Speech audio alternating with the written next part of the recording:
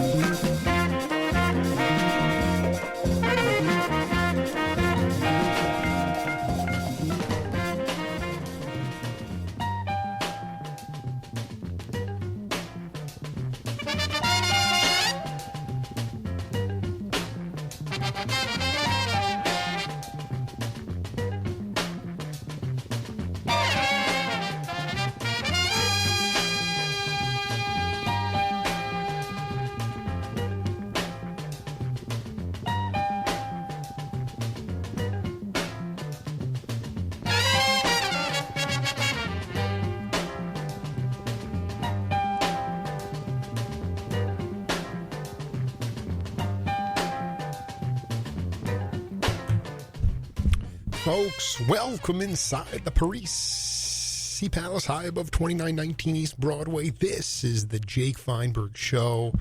It is so great to be back in studio. Oscar Baca across the way.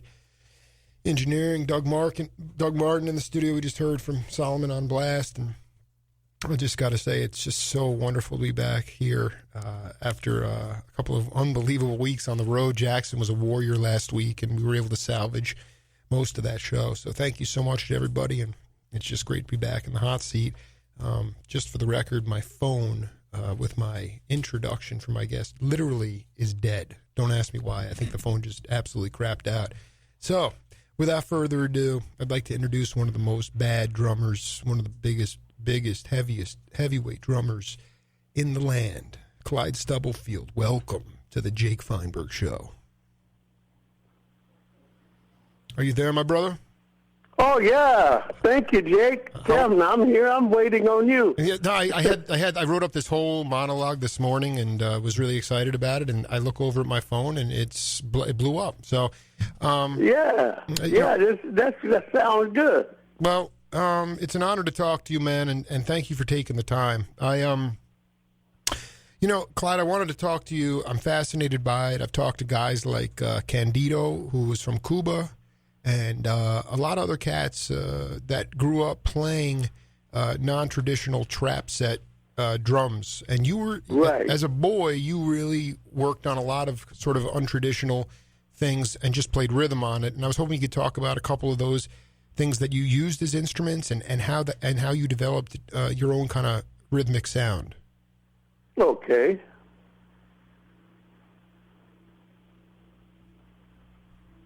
Are you ready for me now? This is live, baby. Go ahead.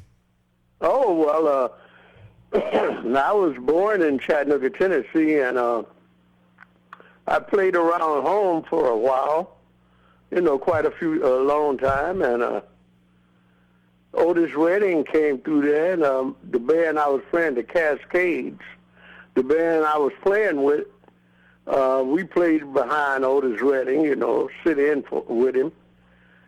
And Otis was from Macon, Georgia. And after that, I played with the Cascades for still a while, and then I decided I was going to leave, and I moved down to Macon, Georgia, and I started playing with Eddie Kirkland, a blues guy. Sure. Huh? Yeah, I know that cat. Yeah, Eddie Kirkland. I started playing with him, and I wasn't regular with Otis, but I could have been, but I didn't be with him regularly. I just went with him about once or twice, and that was it. And I was just playing around Madison. I wasn't expecting anything special. Just having a good time, enjoying playing my music. And a friend, I went to a club one night. I can't think of the name of this club, but it was a friend of James Brown that owned it. And I went there and I was jamming. And Brown sent someone up and said, "Hey, Clyde, when you get through, Mr. Brown wants to talk to you." Mm. And I didn't know him actually from no one. I just knew one of his songs. Right. But I didn't expect anything from him. And so I played another song after that one. And Brown came up and says, "Hey, man, when you get through, I want to talk to you." So I says, "Okay, bro." So when I got through, I went over to the table where he was sitting, and he started saying, "Well, I want you to what's that? I want you to come and check out my band and see if you can play with them." I says, "Cool, no problem." And he was playing in Augusta, Georgia that next week. So his friend that owned the club came and got me from where I was living and drove me down to Augusta, Georgia. And he took me on stage, man, and the place was jam-packed with people, the auditorium. It was amazing. And I was shaking and scared as could be. Mm-hmm. And he had 5 drum sets on stage. I'm going, damn, what are you doing with 5 drummers? And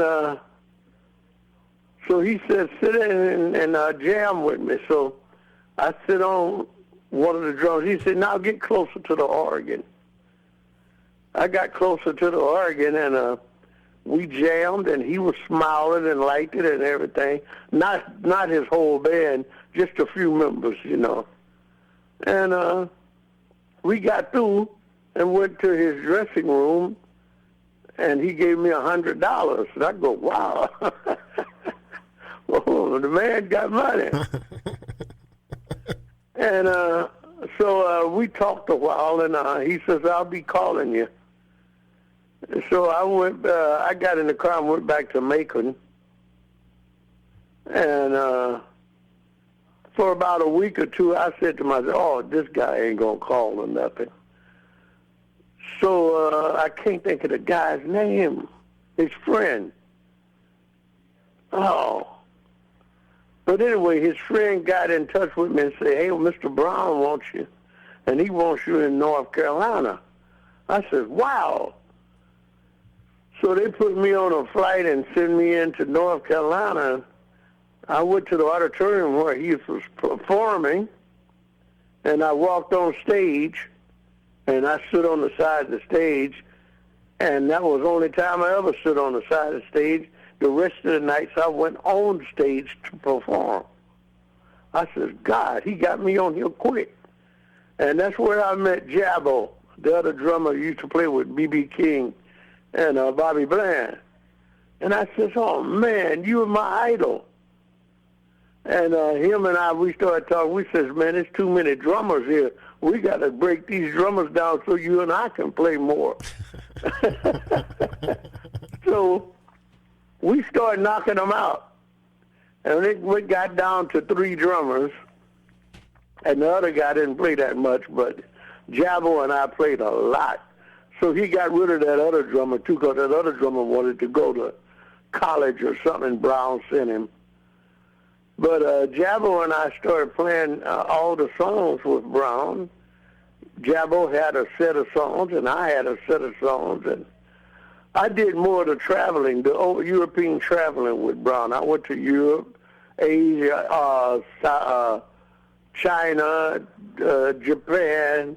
I did some Vietnam shows with him and stuff.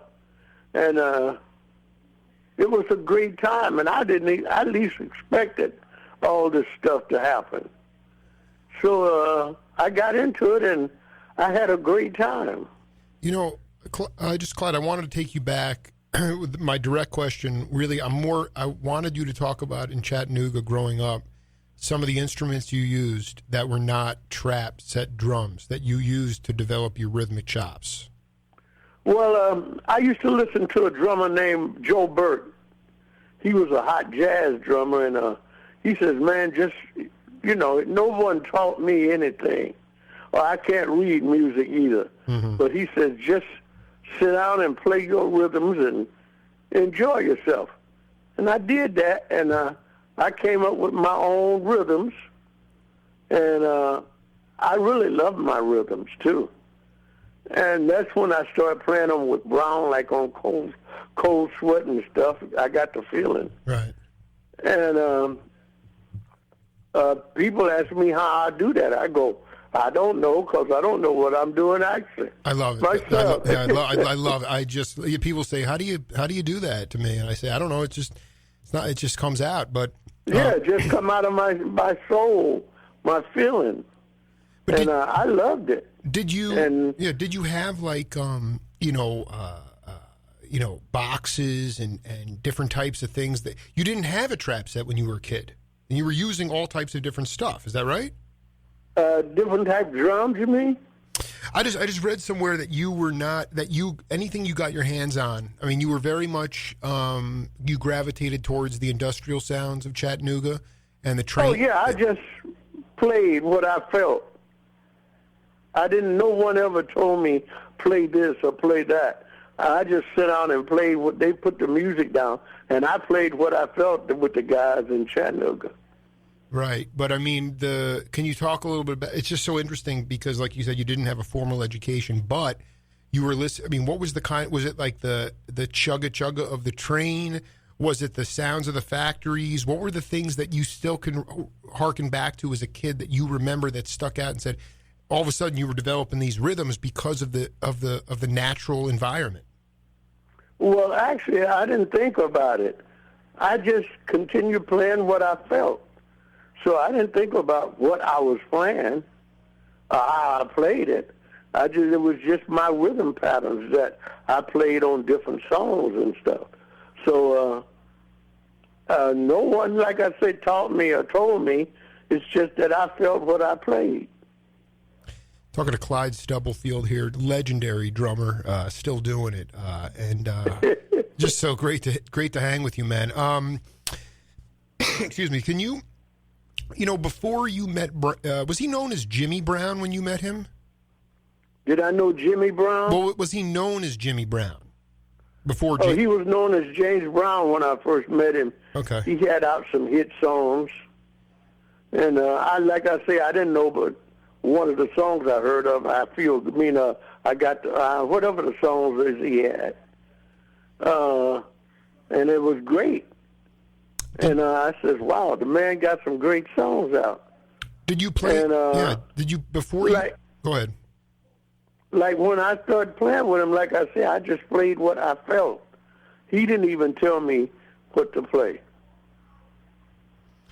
Did you play any Stone jazz gigs before you met up with? At any point when you were in Augusta or in Georgia, were you playing jazz tunes? No, I was playing rhythm and blues, but I sometimes jammed with a jazz band. And I played in Nashville at the Grand Ole Opry one day.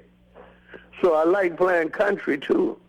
Right. And it was fun to play at the Nashville Grand Ole Opry.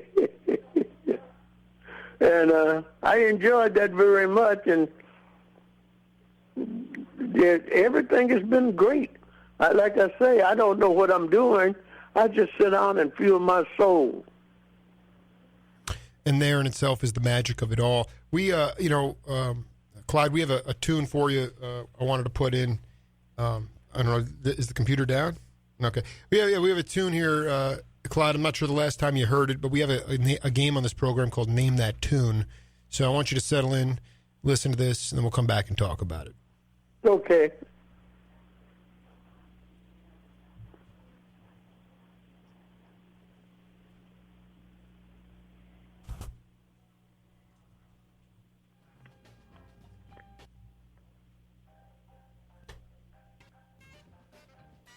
Baby.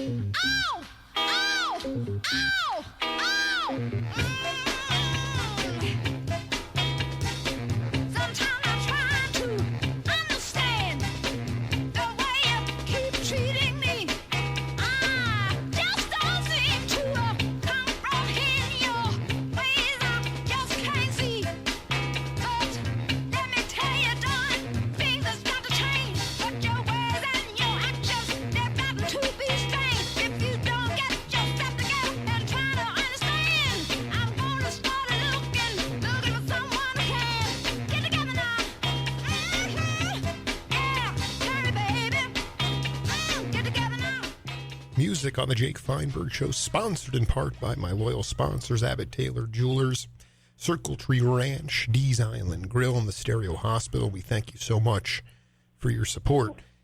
All right, Mr. Stubblefield, what do you got for us, brother? Well, that's the first time I ever heard that song. I never heard it before. But I would place a totally different beat on that. Do you want to? Yeah, I didn't. I've never heard that song before. Okay. Sounds good, but the rhythm could have been a little hotter. I mean, well, let's back up for a minute here, brother, because that's you on drums, my man. Yeah. That woman's name is Marva Whitney. Martha Whitney. Oh, okay. It's 19. I don't remember some of the songs I even played. Well, it doesn't matter. That's why I do it. That's why one of the reasons I do this show. And that was an album called "It's My Thing." And I mean, listen, Clyde. I mean, of all the interviews you've done, what does everybody ask you about? James Brown. What does Jake Feinberg ask you about? Everything but James Brown. Okay, so talk to me about Marva Whitney, and I'm glad you don't remember that because now I put it in your ears for you. So talk to me about who she was, because I didn't know her until this morning when I was checking out your discography. She was a singer on the show, and like I say, that song I never heard, and a lot of songs I done with her I never heard. I just played them, I think. But I didn't play the same pattern as I would play with James Brown. I played a totally different pattern. I gave her a different feel. Right. What kind of feel was it? So it was like, those songs there, it was like the rhythm could have been hotter, but I didn't put no hot rhythm with her. No drum pattern rhythm. Right. Well, the whole album is on YouTube, and I got to tell you, it goes from those kinds of tunes to really nice ballads too. I mean, how can you talk to, today's anyone in percussion, studying percussion today, younger cats who are trying to develop their individual sound?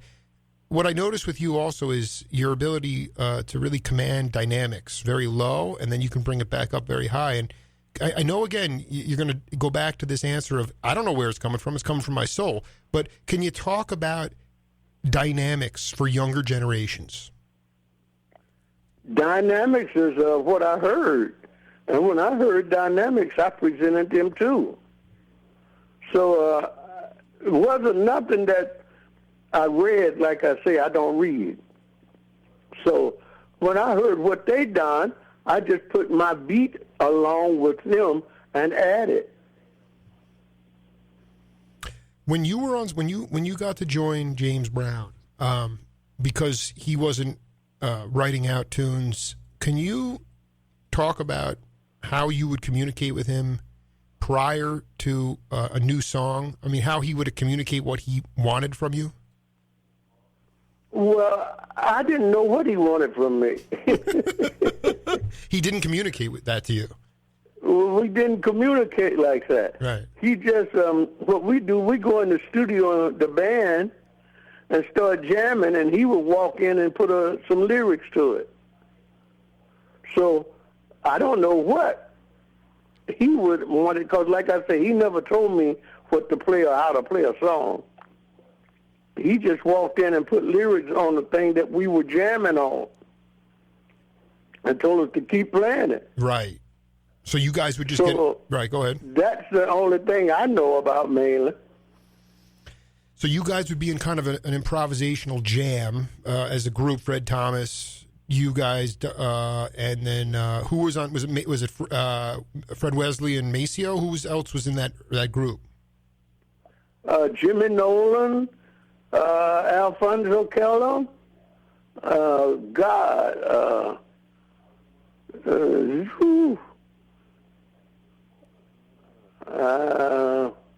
I can't think of the rest of them. It's okay. So basically, I just trying to paint this picture because so much of today's recording world is, you get a guitar player in Sweden and they're emailing you the guitar solo and you're putting this track over that. But when you were in the studio, so you'd have James would book studio time, and then you guys as a band would just be jamming, and he would come out and put lyrics over it, and that would be the hit record.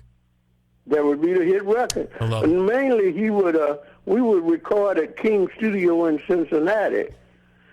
And like I said, he just walked in and put lyrics to it, and then Maceo and we all was riding on the bus one day, and that song came on the radio, and he says, "Clyde, here's a hit song of ours."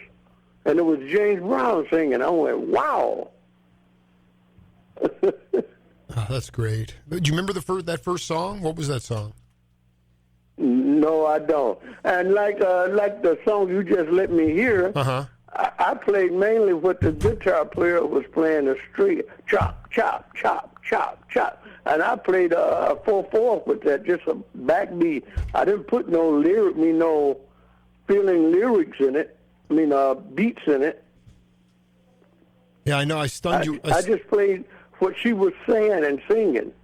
Oh, I'll tell you, what became of Marva Whitney? I mean, I never heard her, and she was as authoritative as I've ever heard someone belting out those lyrics.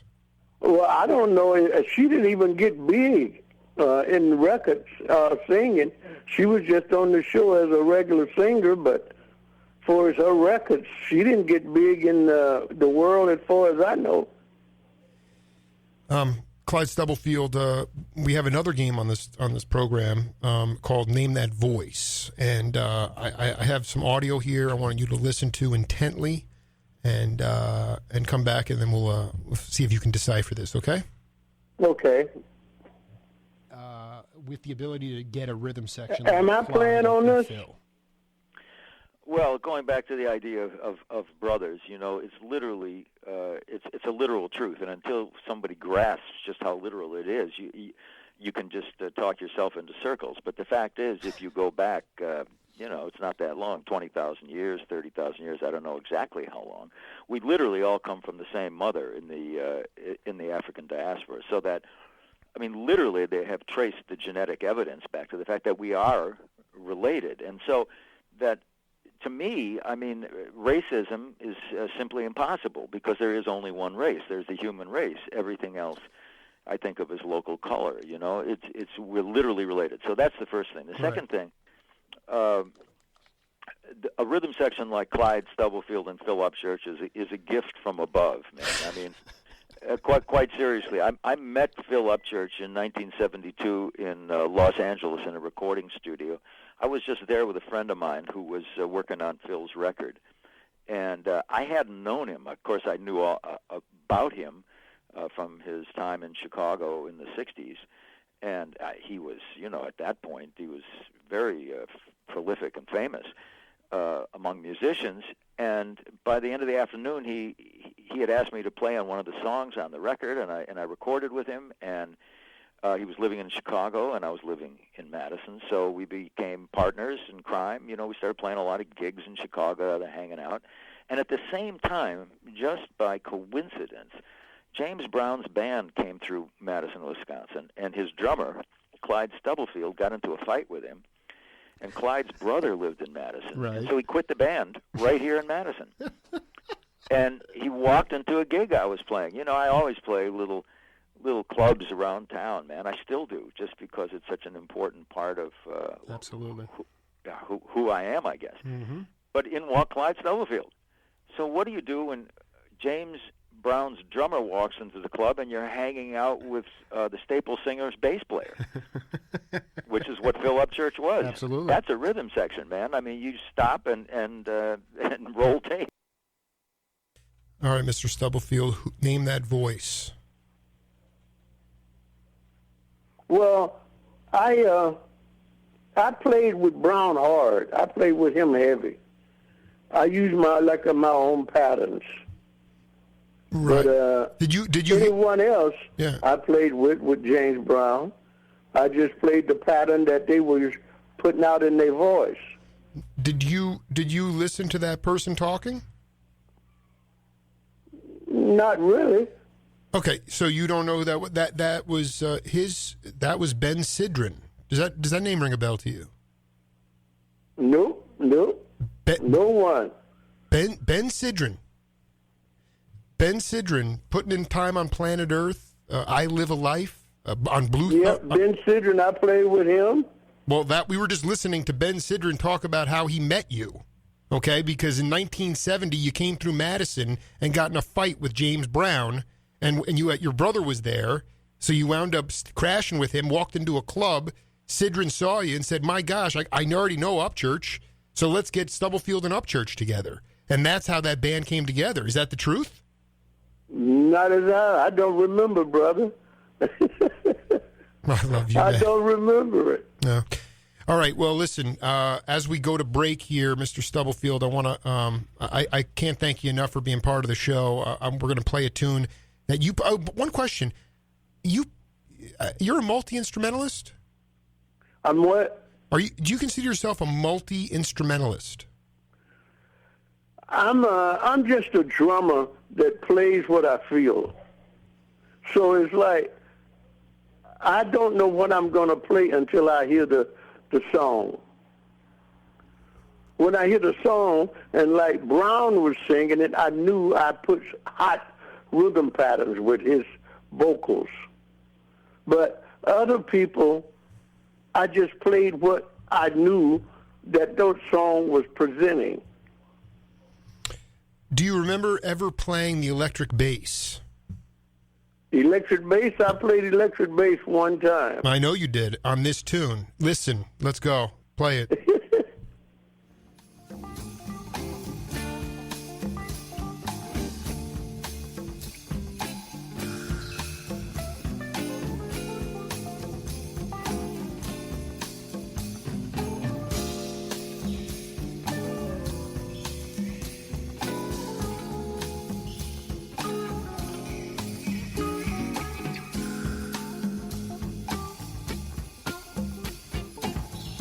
Prime of youth, just a frost of cares.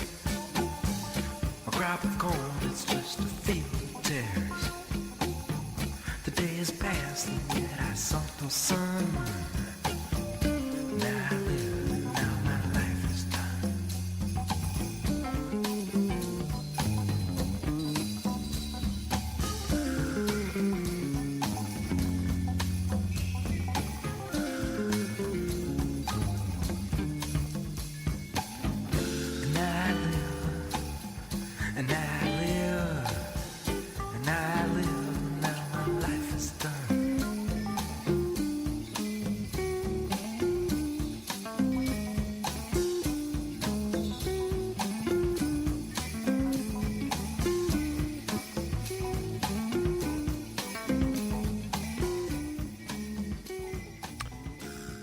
1973 album Putting in Time on Planet Earth.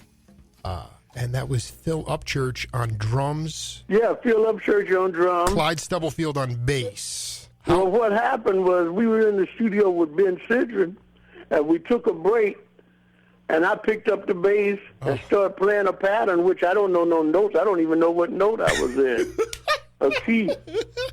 And I just started playing a bass pattern, and Phil Upchurch got on the drums, and Ben put that down. You know what? It's one of the reasons I do this show, for stories like that. Because you know, it's like a 9-minute groove, and you're just, and that's the. I mean, I was shocked when they put it out. You know, before I let you go, Clyde, can you just talk about, so much of like what you've talked about today is, it's not academic. There's no academia in your life. It's the soul, what you feel. And there's just been a lot of momentous stuff going on in our country and around the world, for decades and more recently, even in the last couple of weeks. And I just wanted you to talk about your concept of love. Of who? Love. Love. What does love mean to Clyde Stubblefield? Well, love means a lot to me. It's respect,